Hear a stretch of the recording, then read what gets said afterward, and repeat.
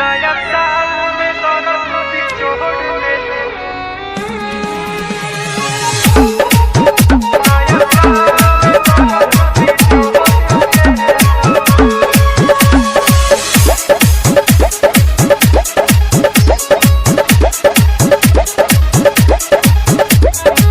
पूछे नहीं नया साल में बानी हम कमाना हाल में।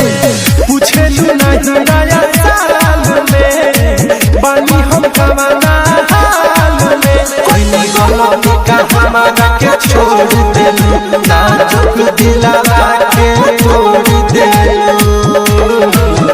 हाँ सतयखिया में लोग देलू नया साल में दर्द भी जोड़ देलू। हाँ सतयखिया में लोग देलू नया साल में दर्द भी जोड़ देलू। Mix by Aditya recording studio Gopalganj.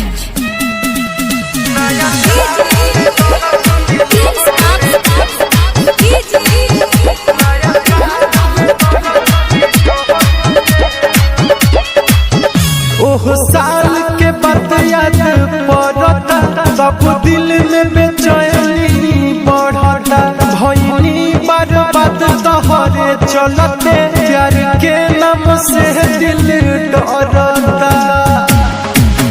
सारा वादा का समावा तोड़ देलू जहर जिंदगी में घोर देलू।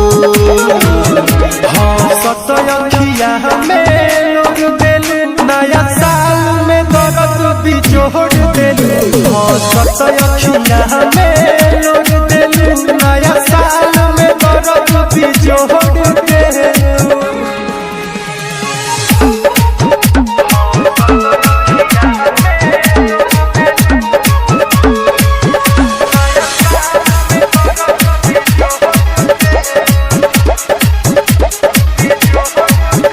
फुलनियन चेहरा याद आवे हो हर पल हर घड़ी रोआवे हो।